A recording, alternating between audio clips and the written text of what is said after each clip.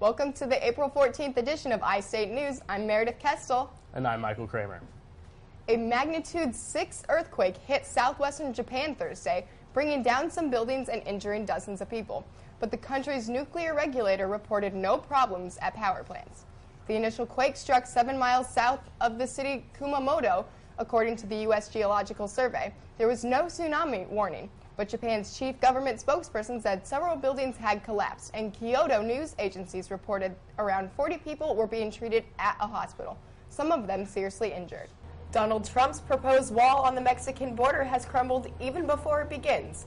The president of Mexico says the country won't pay a cent for Trump's stupid wall. The president called the GOP frontrunner an uninformed billionaire and doesn't plan to show any support in the proposed wall to separate Mexico from the United States.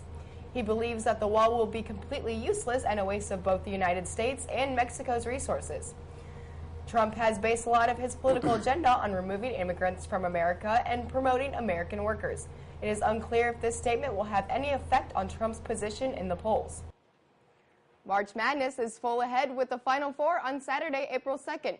Villanova, number 2 seed, will play Oklahoma, another number 2 seed, for the first game at 5:09 p.m., and the Syracuse and UNC game will follow at 7:49 p.m. UNC is 1 seed and Syracuse is 10 seed, making history as the only 10 seed that has made it to the Final Four. The winner of the two games will compete in the championship game on April 4th. The Final Four and championship game will be played at the NRG Stadium in Houston, Texas. Catch the games on TBS.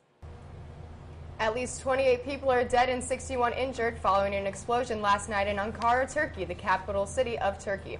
Ankara's governor said the explosion was caused by a car bomb that detonated as buses sat at a traffic light. Turkey's semi-official news agency Anadolu reported the explosion hit 3 military vehicles in central Ankara near Turkish parliament buildings. Justice and Development Party spokesperson Ömer Çelik said on Twitter that it was an act of terrorism and no group has claimed responsibility. April is Sexual Assault Awareness Month, and on Friday there will be an awareness concert for an often forgotten class of victims: men. The One Blue String concert will be at the maintenance shop in the Memorial Union to raise awareness of men who are victims of assault. Guitarists at the event replace one of their strings with a blue one, which is where the name originates. Bobby Dennis, a male outreach specialist at Access, an assault care center in Ames, says men drastically underreport cases of sexual assault. At the event, Access will have an information table, and Dennis highly encourages everyone to attend to show solidarity. Coming after the break, find out how some Des Moines High School swimmers got themselves into hot water. Don't go away, you're watching iState News. 117 people are still believed to be buried under rubble after an earthquake in Taiwan. A 17-story apartment complex collapsed on Saturday. Rescue workers are trying to reach survivors through remains of elevator shafts and underground water pipes, but so far have been unsuccessful. 36 bodies have been recovered and 93 people are in the hospital. The apartment building is the only one to have collapsed in the quake, causing prosecutors to begin reviewing the construction and engineering of the building. Many of the missing people are believed to be students at the nearby Kun-Sun University. Welcome back to iState News. I'm Meredith Kestel with sports. Iowa State Club Baseball kicks off their season by traveling to South Dakota this weekend. The Cyclones will take on the Coyotes in doubleheaders on Saturday, April 2nd and Sunday, April 3rd. The face-off will take place in Vermillion, South Dakota. An Iowa school was put on lockdown after a parent threatened staff members at an elementary, middle, and high school. The Collins-Maxwell School District locks down its buildings at 8:30 yesterday morning. High school principal Jordan Nelson said that one threat was made over the phone and 3 others were face-to-face, including one to himself. Nelson declined to comment on the content of the threats. The lockdown lasted until 12:30 in the afternoon. Law enforcement was present throughout the entire process, and 440 students were affected by the lockdown. Flying with your family may be getting an upgrade. A new amendment has been added to a Federal Aviation Administration bill that would require airlines to allow parents to be seated with their children at no additional cost. As it currently stands, most airlines charge an additional fee to book seats next to each other. However, the bill will not allow families to simply take seats next to each other. Booking ahead will still be a requirement. The missing goat mystery has been solved as the University of Iowa police have captured the research goat that was on the run for more than a week. William the goat escaped on January 29th when it was being transferred from a portable carrier to a vehicle. In the past week, there had been several sightings of the animal in Coralville and North Liberty, but authorities hadn't been able to track it down. The goat is now safely back in its pen at the University Research Park, but not before the group People for Ethical Agreement of Animals filed a complaint with the U.S. Department of Agriculture. After a series of weak games, the United States men's national soccer team faced off with Guatemala for qualification for the 2018 World Cup. The U.S. men had to win this game to move on. The United States squad rose to the challenge, scoring early and often. The Americans scored on the first shot of the game, coming in the 12th minute when Clint Dempsey sent the ball into the net. Soon after, Jeff Cameron added to the lead when he headed in a pass from Michael Bradley. At the end of the match, the United States won by a score of 4-0. The men have gained needed points and confidence heading into more qualifying games.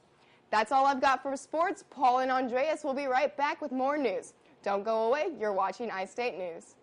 9 people have been arrested for the death of a British helicopter pilot in Tanzania. The pilot was shot while surveying the Maswal Game Reserve with a colleague when they found a dead elephant. The poachers were still on the scene, and a bullet from a hunting rifle ripped through the pilot Roger Gower's leg and shoulder. He was able to land the helicopter, but died from his injuries. The arrests are believed to have dismantled a poaching ring. Poaching is a serious problem in Tanzania, and Gower's family is raising money in his honor to combat said poaching. A group of 9th grade girl swimmers might be in hot water after they hired a stripper for a banquet in Des Moines. Roosevelt High School Principal Phil Reeder will decide whether the girls violated the school's policy and whether punishment is merited. The girls were part of the Shark Synchronized Swimming Club. The stripper did not disrobe at the Friday evening event at the Des Moines Social Club. A social club employee asked the stripper to leave, thinking that it was inappropriate for the students. The swimming club is run and funded by students in grades 9 through 12. Bill Nye the Science Guy will be coming to the Knapp Center at Drake University in Des Moines this spring. Nye is famous for his popular television show, Bill Nye the Science Guy, but he is also an acclaimed scientist and inventor. This lecture is a part of the Martin Buxbaum Distinguished Lecture Series at Drake University. The talk will take place on April 14th and is free and open to the public. Residents in Chicago are once again expressing their anger after another shooting by a police officer. The latest in violence has strained relations further between the community and law enforcement. Hundreds of residents protested in the streets after media outlets identified the person shot and killed by police was a 16-year-old Pierre Lowry. 2 protesters among an estimated 200 to 300 who came out in reaction to the shooting were taken into custody for blocking traffic. The shooting occurred after officers tried to stop a vehicle sought in connection to an earlier shooting. And finally, everyone loves a good prison break story. It fills us with a sense of hope, daring, and adventure. Well, a real-life prison escape in New Zealand has an interesting twist. An octopus has outwitted its human captors and is now on the run in the Pacific Ocean. According to the BBC, the National Aquarium in the coastal settlement of Napier was once home to Inky the octopus, but no more.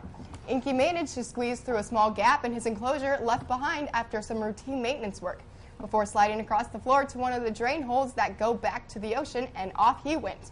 Sadly, Inky left behind his tank mate, another octopus, which the staff says they will be monitoring closely from now on. That's all the time we have for this edition of iState News. Join us again next Tuesday for more news, weather, and sports. Have a great weekend.